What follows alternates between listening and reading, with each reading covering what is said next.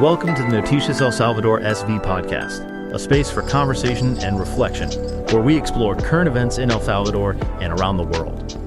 If you'd like to support this project, you'll find the payment options, PayPal or QR Bitcoin, in the content description. For those requesting interviews, please note that we are not currently offering podcasts in that format. However, if you'd like to advertise your products, please email us at the address in the description. Find us on your favorite platform as Noticias El Salvador SV. Today we're doing one of our deep dives. We're looking into the complex, sometimes, well, let's be honest, often chaotic information flow from around November 3rd, 2025. Our mission today is pretty clear. We want to synthesize the most critical global and national developments, really get past those fleeting headlines. We want to give you, the listener, a clearer perspective on, the underlying mechanics and maybe the longer-term implications of what's been happening. Yeah, that synthesis is absolutely crucial, especially right now. The global stage on November 3rd showed some profound instability, particularly in the international financial markets. So we're going to start our analysis right there. We'll focus first on those immediate economic shockwaves, especially in the crypto sector. Then we'll shift gears and move to a detailed look at the significant judicial and governance updates happening right here in El Salvador. I'll need to pull in some context from the days just before November 1st and 2nd to really get the full picture, this kind of integrated view, looking at both global and local. It's vital for understanding the landscape you're navigating. Okay, let's dive right in where the financial world seems to be holding its breath. Section 1, international economic and financial volatility.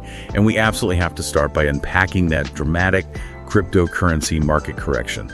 It really dominated the news flow on November 3rd. What was the immediate shock? What did people wake up to? It was sharp. Definitely a painful event for anyone holding digital assets.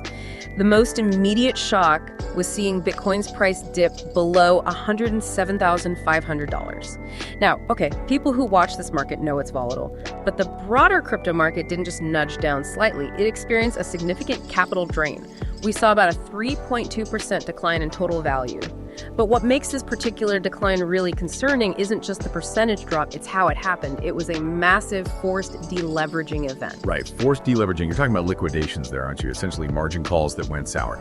Can you break down the scale of that forced selling? Just how big was it in that 24-hour window? Absolutely. The speed and the sheer scale were alarming. The market clocked over $400 million in liquidations, just within a single 24-hour period.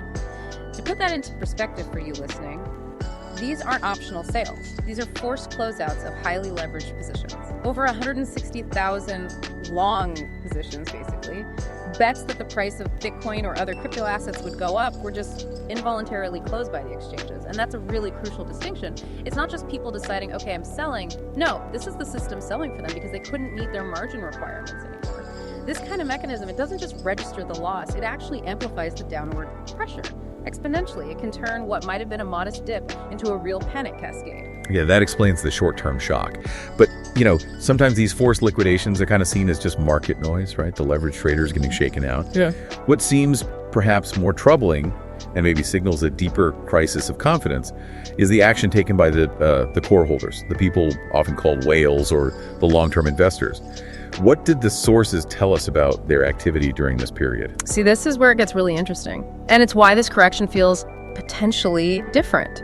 The data points to a pretty spectacular exodus of confidence among those core long-term investors. These are the folks, the entities who've been accumulating Bitcoin for months, maybe even years, and they recently liquidated an astounding 405,000 Bitcoin. Exactly. And if you put a rough valuation on that, at current prices, we're talking about something like $19 billion in liquidations. $19 billion from the long-term crowd. Yes.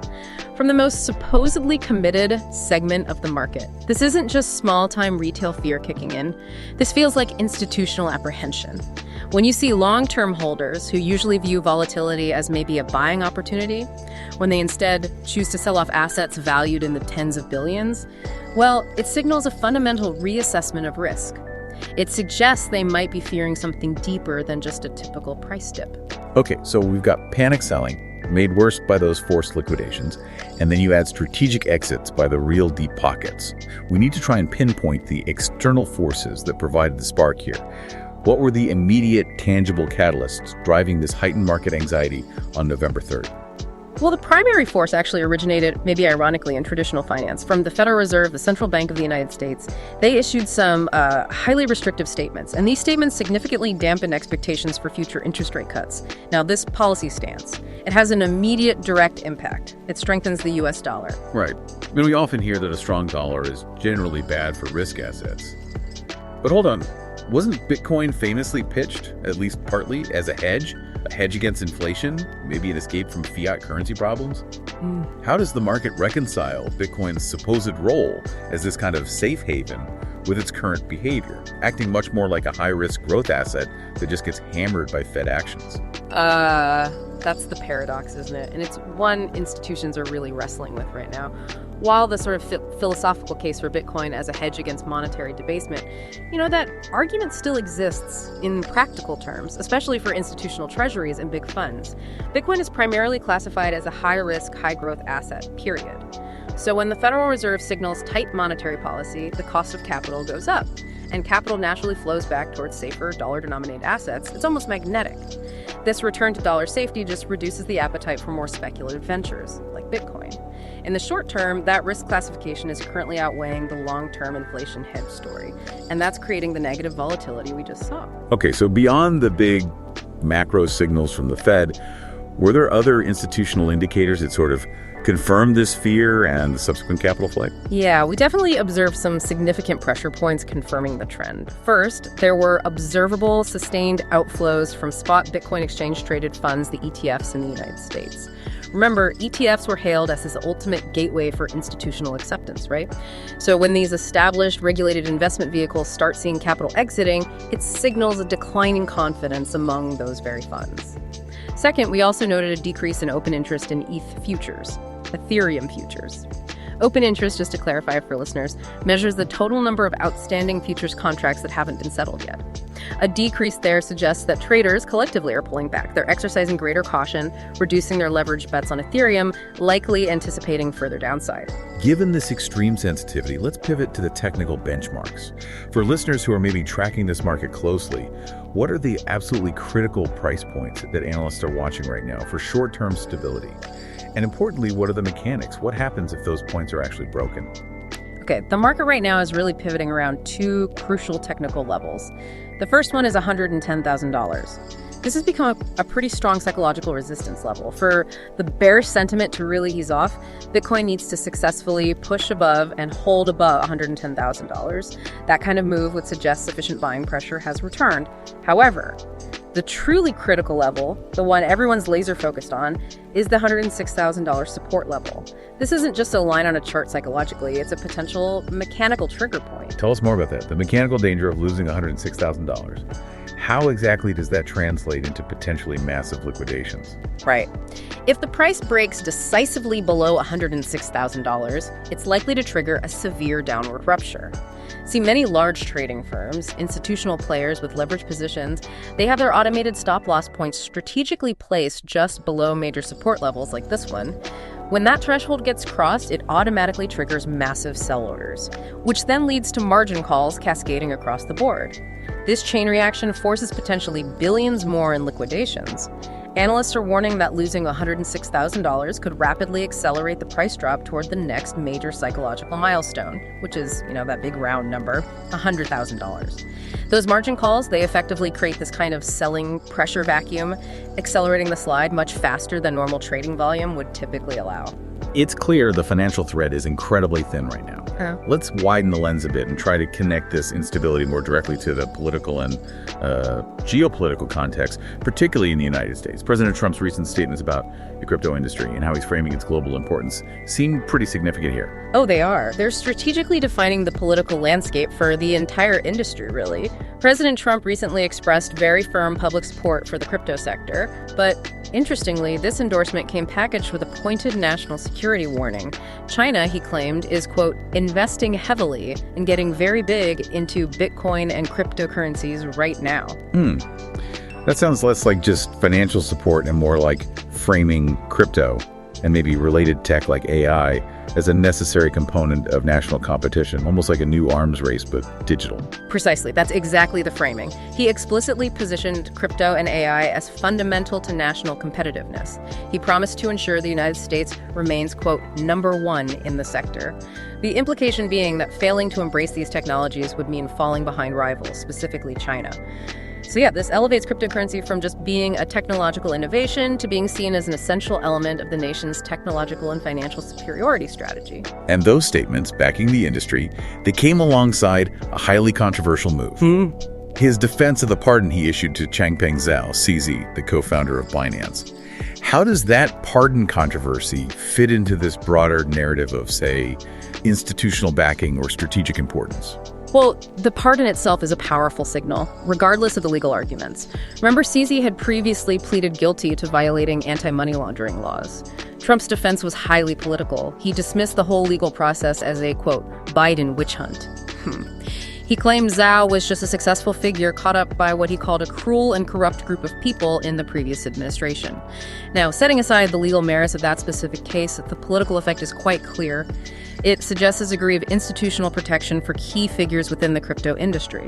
It reinforces this idea that the United States government views the sector as perhaps too strategically important to allow its leaders to be, let's say, unduly targeted, especially if those leaders are perceived as helping the U.S. maintain its lead in the sector. Okay, turning back to the economic side for a moment. How does the current crypto instability tie into the broader U.S.-China trade dynamics? We've certainly seen trade tensions spill over and cause massive market cap losses before. Yeah, that underlying tension acts as a constant, sort of pervasive fear factor in the background. The memory of previous tariff threats is still very fresh in investors' minds. The sources we reviewed noted that earlier tariff threats, for instance, the ones back in October, were severe enough to wipe an astounding $200 billion from the total crypto market capitalization almost overnight. $200 billion. Just from threats. Just from the threats. So the market instability we're seeing now, even without a brand new tariff announcement, it reflects that pervasive uncertainty tied to these ongoing trade discussions.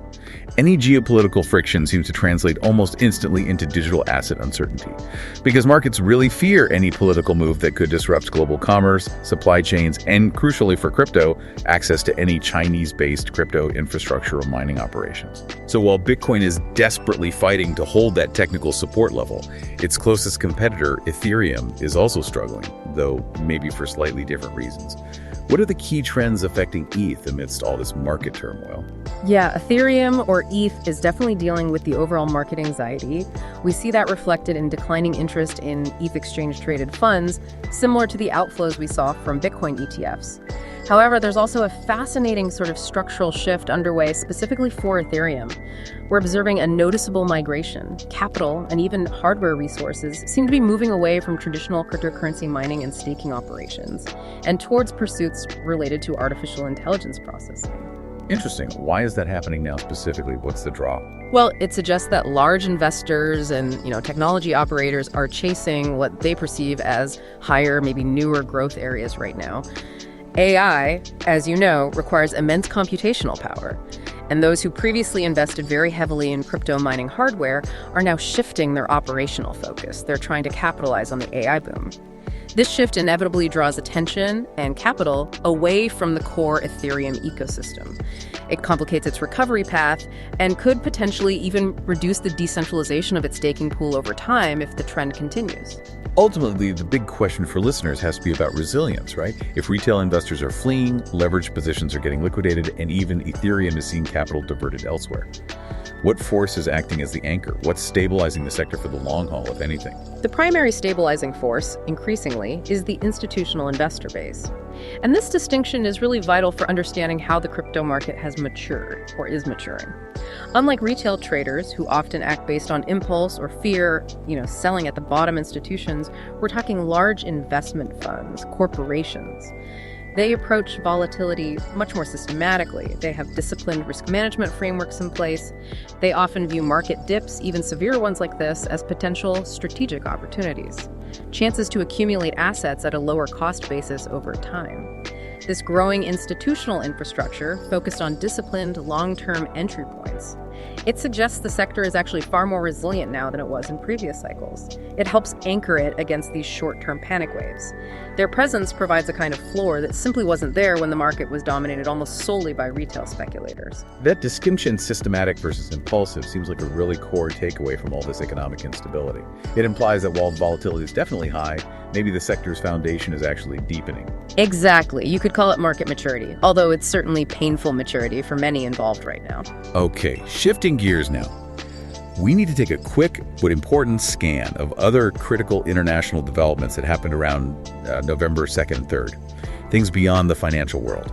These events provide really essential context for understanding the broader global political and security environment that all this is happening within. Yes, and we absolutely need to acknowledge the depth of some of the security concerns that arose globally during this period. We'll start in the United Kingdom. There was a grave security incident there on November 2nd. The British Transport Police declared a major incident after a truly harrowing stabbing attack on a train in Huntington. 10 people were seriously wounded, 9 of whom needed immediate hospitalization. The seriousness was really underscored by the immediate involvement of counterterrorism police in the investigation right from the start. Yeah, the rapid deployment of counterterrorism units suggests authorities are treating this with the absolute highest level of scrutiny. It indicates potential motives perhaps beyond simple criminal violence. 2 men were detained right there at the scene, and the investigation is obviously still a very high priority. It speaks to the persistent threat landscape that public transport systems, particularly in Europe, continue to face. Okay, moving across the Atlantic now to the Americas. November 2nd also brought tragic news of political violence in Mexico. A Mexican mayor was assassinated by gunfire. And this event was made even more poignant because it happened amid local Day of the Dead festivities. This isn't just an isolated crime, is it? It feels like a stark reminder of the continuous, pervasive threat faced by local political figures in Mexico, where organized crime often targets officials specifically to undermine governance. And further south, in South America, specifically in Rio de Janeiro, Brazil, a deadly police operation unfolded. The sources we looked at noted that 95% of those killed in that operation were reportedly linked to the Comando Vermelho gang. These large-scale, high-casualty operations really highlight the intense and often lethal conflict between state security forces and these entrenched criminal organizations like Comando Vermelho. It demonstrates the extreme difficulty in maintaining urban security in certain parts of Brazil. Let's turn to United States policy and some regional tensions. President Trump made some pretty explicit statements regarding immigration raids. He asserted that they, quote, have not gone far enough. And he actively justified the use of violence by Immigration and Customs Enforcement, or ICE, during those operations. Right. That stance not only reinforces a very hardline approach to immigration enforcement, but it also lends significant institutional weight to potentially aggressive tactics by federal agents. It's a clear political message, likely aimed at consolidating support for stricter border controls and internal enforcement policies. And it could potentially escalate confrontations. In terms of regional diplomacy, there seems to be continued tension focused on Venezuela. President Trump asserted that the days of Venezuelan President Maduro are, quote, numbered. Yeah, that assertion signals the United States' continued strategic pressure on the Maduro regime. It maintains the position that the current Venezuelan government lacks legitimacy, and that a change in leadership is seen as an expected, perhaps even imminent outcome from their perspective. And related to that, relations between Trinidad and Tobago and Venezuela have reportedly deteriorated quite severely. This is being specifically attributed to Trinidad and Tobago's unwavering support for the United States military anti-drug operations happening in the Caribbean. That is a significant regional development. It really shows the dividing lines forming in the Caribbean over these anti-narcotics efforts. Trinidad and Tobago taking such a firm stance, siding with the U.S. military operation, inevitably creates intense diplomatic friction with Caracas. It underscores the complexities of regional security alliances and these anti-drug cooperation efforts. We also saw reports of natural disasters and related international aid efforts during this period. Northern Afghanistan experienced a 6.3 magnitude earthquake. That's a serious event in a region already facing huge infrastructure and humanitarian challenges.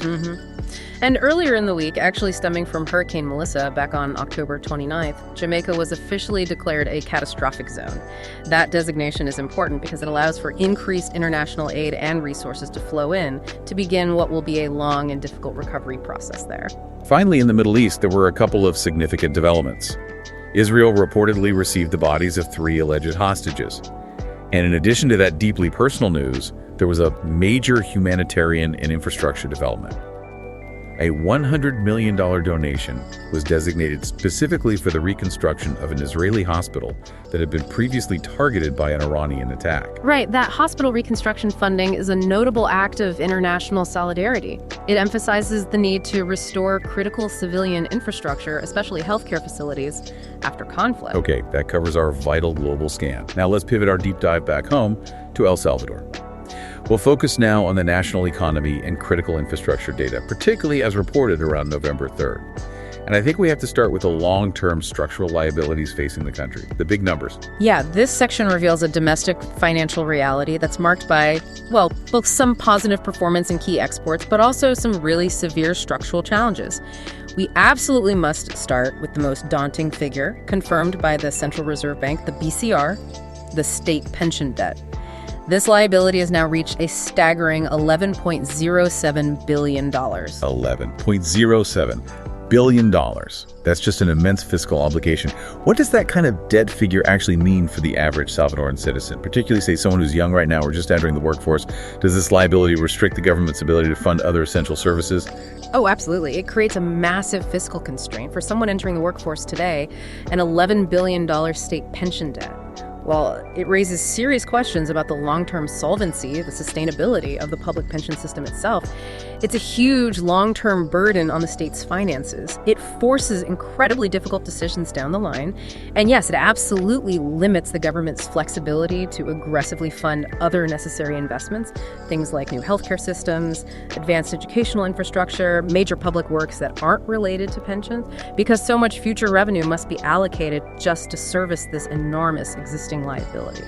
So as the government is trying to navigate this massive domestic debt, it also has to satisfy its external financial commitments. What's the current status of El Salvador's obligations with the International Monetary Fund, the FMI? And what are the stakes involved in actually meeting those conditions? The stakes are incredibly high, particularly for international credibility. The investment group EMFI reported that El Salvador has yet to fulfill 4 outstanding debts concerning compliance requirements needed for the FMI's second review. Now, meeting these conditions isn't just about ticking boxes for bureaucrats. It's crucial for unlocking future financial support, especially program financing from the IMF itself. And perhaps even more importantly, it's about signaling stability and fiscal discipline to the wider international financial community, to bond markets, to investors. Failure to comply can seriously hinder access to capital markets and potentially trigger much less favorable financing terms down the road. Okay, despite these significant debt headwinds, we did see some resilience, maybe a bright spot, in a key traditional export sector, something providing a much-needed boost to foreign currency earnings. Yes, that's right. Coffee exports actually showed a notable positive sign. Data indicates that coffee exports increased by over $35 million back in September 2025. This shows some resilience, maybe better pricing or yields perhaps, in a traditional high-value agricultural sector. And that's an important source of dollars coming into the economy.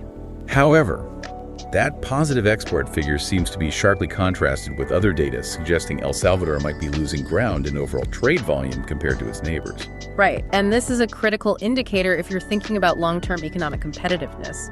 If you think of cargo mobilization through a country's ports as sort of its economic pulse, well, the sources tell us El Salvador's pulse is weaker than all its neighbors right now.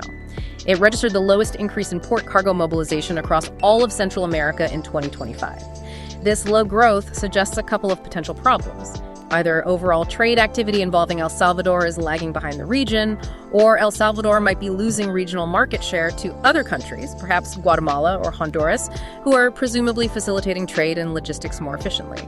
Either way, low port activity growth is a concerning sign for sustained economic growth prospects. Okay, before we delve into what are undoubtedly some deeply complex national, judicial, and governance issues, we want to briefly pause here.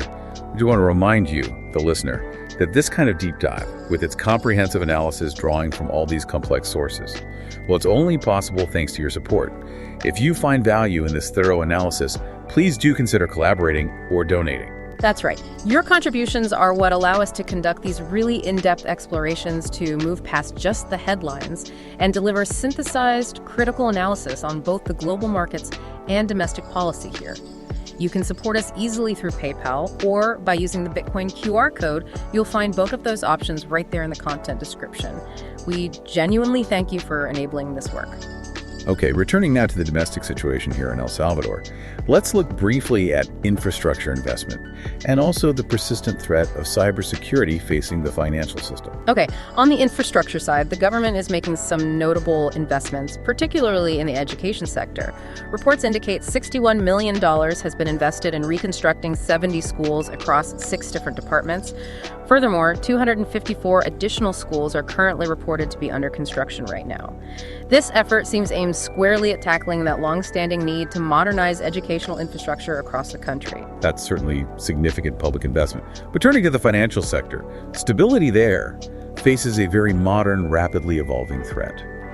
What do the latest statistics tell us about the cybersecurity dangers lurking in El Salvador's banking system? Well, the picture is quite alarming, actually, and it indicates a highly concentrated threat. Apparently, 90%, that's 90, of cyber incidents targeting the financial sector in El Salvador are now being attributed to a single, sophisticated entity, the Black Cat Cyber Banking Organization. 90% from one group. 90%, that's a critical data point. It means the country's financial institutions are facing this persistent, organized, and seemingly highly efficient threat vector. The dominance of just one group like that requires incredibly focused defensive investment, obviously, and it suggests a potentially high level of vulnerability across the entire banking infrastructure if one actor is having that much success. And finally, on the economic front, what practical financial indicators are directly affecting the daily lives of citizens as we move into November? 2 key pieces of information probably have the most tangible impact day to day. First, gas prices were lowered for the month of November.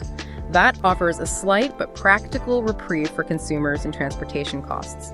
Second, family remittances, those vital funds sent home by Salvadorans living abroad, continue to show really robust growth. They increased by 18.5% through September. Remittances remain arguably the most stable and vital pillar supporting the national economy, really bolstering household consumption and providing a degree of stability. Okay, that concludes our look at the economic picture. Now let's move into Section 4. This covers the critical judicial and governance issues that are currently dominating so much of the national debate. We have to focus intensely here on the application of the state of exception. Yes, this is an incredibly complex area, and it demands really careful scrutiny of the available information. Judicial documents, dated October 31st, confirmed a major and, let's say, highly controversial policy shift regarding how detainees are being treated. The Attorney General's Office, the FGR, and the National Civil Police, the PNC, have begun grouping thousands of individuals captured under the state of exception based on their geographical area of residence at the time they were captured. So let me get this straight. The physical location where a person happened to be living when they were detained is now a defining factor in how they might be prosecuted under this mass grouping system. Can you elaborate a bit on the specific legal mechanism that's enabling this, and maybe the historical context of these so-called mass trials? Right. The legal basis cited in the documents seems rooted in mechanisms that were initially stipulated way back in Decree 803. Now, although that specific decree has been replaced by similar reforms to the organized crime law, it established the initial provisions for these mass trials. The core idea legally was to try individuals based on their alleged affiliation or belonging to the same criminal structure. The specific example cited in the documents involves grouping individuals together from various different cantons within the paracentral zone. They are allegedly being grouped because prosecutors claim they all belong to the same clica, the same local cell structure of the Barrio 18 gang. Specifically, they identified the Concha Miranda Locos Diaciones, or MLD, faction. Okay, for our listeners who might not be familiar with that term, could you just briefly define what a clica is in this context? Sure. A clica is essentially a neighborhood-level subdivision or cell within one of the larger gang structures, like MS-13 or Barrio 18. They typically operate within a specific, defined geographic territory, a neighborhood, a few blocks, a canton. This new policy, however, seems to be taking that definition a significant step further. It appears to be using the very broad criterion of just geographic residents simply living in the same neighborhood or canton as a proxy for belonging to the same structure. And that's what enables this mass prosecution based primarily on location, rather than necessarily on proven individual actions. And what level of granular detail are prosecutors actually compiling in these delinquent profiles they're creating for individuals who are now being grouped together for these mass trials? They're compiling quite detailed profiles, apparently, which include, standard personal data, full name, age, parents' names, their DUI number. But critically, the profile also includes the individual's alleged gang affiliation, their supposed tribe or faction, their alleged level or rank, their function often listed simply as collaborator, and which detention center they're currently in. The very act of creating this specific profile, based primarily on a mass arrest under the state of exception, is precisely what's fueling the intense legal scrutiny and criticism we need to discuss next. Because this specific method, grouping detainees this way, has drawn immediate and really severe criticism from public security experts and legal analysts. What are the specific critiques being raised by these experts, like the anonymous retired PNC officer mentioned in the sources or the public security specialist? What are they saying about due process? Well, their core argument is that this method, grouping thousands of individuals based solely on where they live and their socioeconomic origin, fundamentally violates fundamental principles of criminal law and justice. Criminal law typically demands individualized responsibility. The prosecution has to prove what that specific person did wrong. This method seems to shift the focus away from the individual act towards group association based on geography. The experts went even further, didn't they? They allege this method constitutes what's known in legal theory as author criminal law, or derecho penal de autor. That's a very profound claim. Could you explain what that concept means and why these critics believe it applies in this situation? Yes, and this is perhaps the most serious allegation being leveled. Author criminal law is a legal philosophy generally rejected in modern democratic legal systems where a person is condemned not based on their proven individual actions, what they did, but based on who they are, based on their status, their origin, their associations, or just a perceived dangerousness associated with them as a type of person. The critics allege that this grouping method is effectively condemning thousands based primarily on where they live, often in impoverished neighborhoods. They argue it's arbitrarily applying the charge of illicit groupings using potentially classist criteria. The legal focus, they claim, shifts from punishing a specific proven criminal act to punishing presumed membership, or just the status of living within a broadly defined dangerous social class residing in a certain geographical area. Okay, if the judicial focus is potentially shifting towards status rather than specific actions, what does that imply about the accuracy of these groupings? What kind of estimation are these experts providing regarding the proportion of actual verified gang members versus potentially arbitrarily detained individuals caught up in these mass groupings? The estimates provided by the public security experts cited in the sources are, they're highly disturbing, if accurate. They suggest that potentially as much as 60% of those being grouped together might have no actual illicit links to gangs at all, while only maybe 40% are actual proven gang members. 60% with no links. That's the allegation. The expert claims that due to intense pressure to show results under the state of exception and often a lack of individualized evidence, especially against non-gang members who just happen to live in gang-prevalent areas, the police sometimes invent profiles. How does that allegedly work? What does that process look like? According to the source, the claim is that when no prior criminal record, no known alias, no confirmed gang function is found for a particular detained individual, police allegedly assign them a fabricated alias. They assign a generic function, often listed vaguely as just collaborator. And the only basis used to fill out this so-called delinquent profile is the current arbitrary detention itself. The expert emphasizes that this delinquent profile mentioned in the judicial documents. It's supposed to be an investigative tool. It's not an official legal document that should stand alone as definitive proof of guilt. The stark implication is that mass arrests occurring under the state of exception are potentially being retroactively justified through profiling based almost purely on geographic residency and presumption. Wow. That is a direct fundamental challenge to the rule of law. It suggests arbitrary profiling might be used to justify mass prosecution, potentially ensnaring thousands of innocent citizens alongside actual criminals. It certainly creates a situation where the legal system risks conflating poverty and residency with criminal intent. And that is precisely the danger inherent in the concept of derecho penal de autor. Okay, moving now for the national judicial process to issues of local governance integrity. November 2nd and 3rd also brought to light a sort of micro-level spending controversy. but one that really resonated widely with the public, this time in San Ana Oeste. Yes, this controversy involved the mayor of Santa Ana Oeste, Jorge Castro. He faced some pretty heavy public criticism over a spending announcement he made back on October 31st. The focus of the outcry was an $8,690 investment. For what? For the construction of just 2 speed bumps in the city of Chalchuapa. $8,690 for 2 speed bumps. That breaks down to $4,345 for a single speed bump. Now, the mayor apparently tried to frame this as efficient, noting the work was done by municipal staff, not external contractors. But how did the public react to that figure, even with the internal construction claim? The public reaction was immediate and highly skeptical. The focus was squarely on what they perceived as excessive expenditure. A specific citizen critique got quoted widely across social media and local news outlets.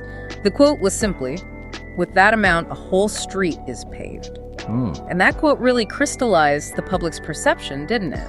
That the expenditure seemed wildly disproportionate and possibly indicative of mismanagement or at least a lack of transparency in how local government funds are being used. And the transparency issue actually got compounded, didn't it? Something happened with the announcement itself. It did.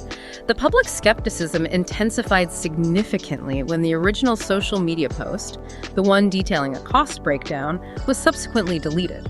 Now, whether that deletion was intentional damage control or maybe an admission of error, who knows? But inevitably, it fueled further public doubt about the responsible use of municipal funds. People started asking if the true cost could actually be justified if the post had to be taken down. It highlights that critical tension point between local governance and the public's expectation of accountability and transparency. Okay, and finally, just a quick note on national politics from November 3rd. There seems to remain some institutional uncertainty within the Supreme Electoral Tribunal, the TSE. What development is pending there? Yeah, reports indicate uncertainty persists regarding a possible new election of magistrates for the TSE itself. This institutional development is particularly sensitive because it directly relates to the organizational structure that will oversee the run-up to the 2027 presidential elections. Any instability or significant change in the composition of the electoral body just adds another layer of political and institutional fragility to the nation's democratic process going forward. Right. Okay, that brings us to our final content section, Section 5. This is a quick review of the social and humanitarian context observed around November 1st and 2nd, looking at the human toll of some of these security policies, but also traditional cultural events. Yes, and the human toll of the security policies continues to manifest in these deeply personal, often harrowing narratives. Sources shared accounts of detainees dying while in state custody under the regime of exception. They cited specific names like Noelia and Hector. A devastating common thread emerging from these stories is the allegation that the families were simply not notified about their loved one's deteriorating health status while detained.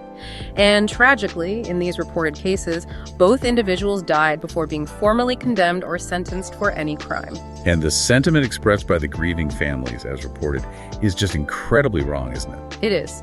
One family member's quote powerfully summarized the alleged conditions they believed their loved one endured.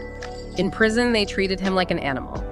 These kinds of personal stories inevitably raise very serious questions about the provision of medical attention and humane treatment within the detention centers, and they compound the broader concerns already raised by the judicial grouping policies we discussed. Meanwhile, the complexities of El Salvador's past also seem to resurface alongside these contemporary tragedies. The organization Pro Búsqueda highlighted the ongoing historical issue of disappearances, stemming all the way back from the Civil War era. That's right.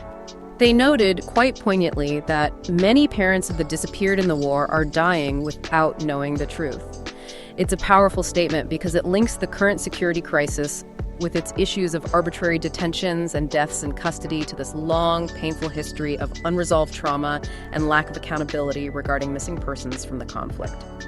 It reminds listeners that the search for truth and justice is an ongoing struggle for families spanning across generations. We also noted several immediate public safety incidents reported around November 3rd. Yes, sadly, a tragic public safety incident involved an 18-year-old who was found dead in Najapa. Apparently, after allegedly jumping from the integration overpass, dying from the resulting trauma, simultaneously, police reported a high incidence of drunk driving arrests in metropolitan areas like Ilopango and San Vicente also on November 3rd, just highlighting those persistent road safety risks. Okay.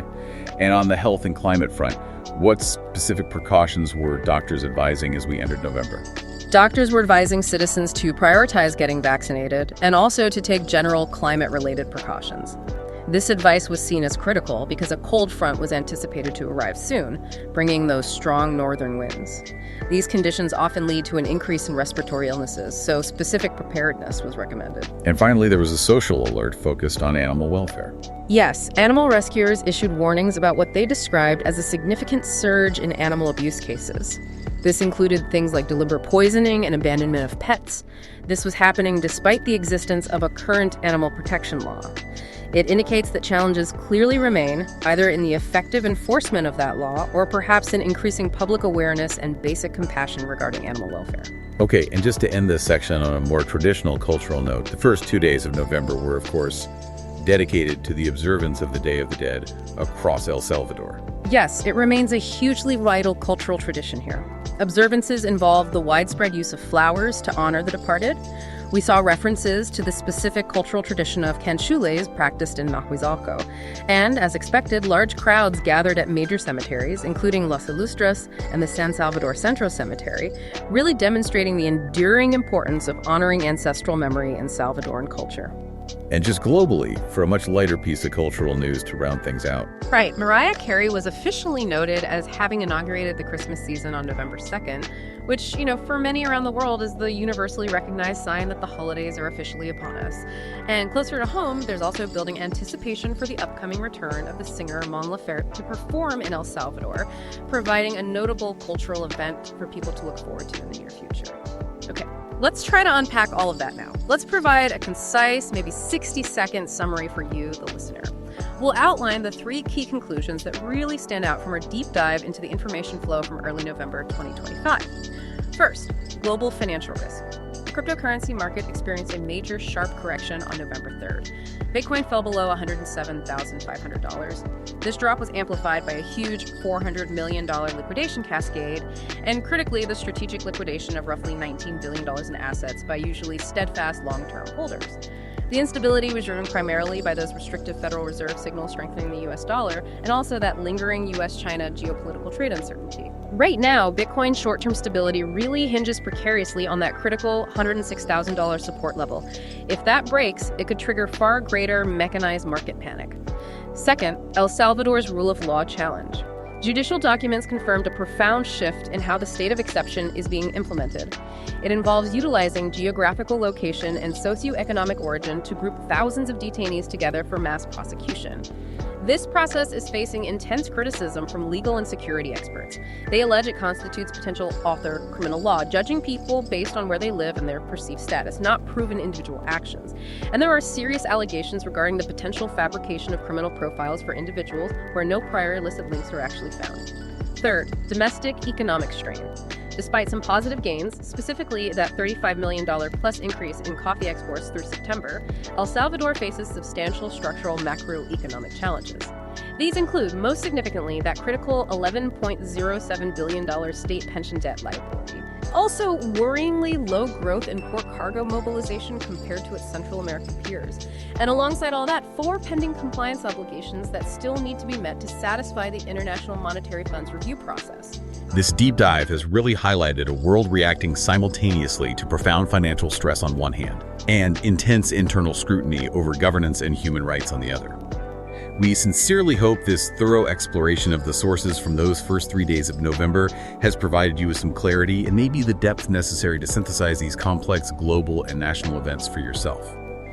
And if you appreciated this analysis and the considerable effort required to produce this kind of thorough deep dive, please do remember to consider supporting the Noticias El Salvador SV podcast. Your contributions, whether through PayPal or the QR Bitcoin code, they allow us to continue providing this critical service and these in-depth analyses. Please also remember to share this deep dive with others out there who you think seek knowledge and reflection on these important topics. Thank you so much for joining us today. Find us on your favorite platform as Noticias El Salvador SV.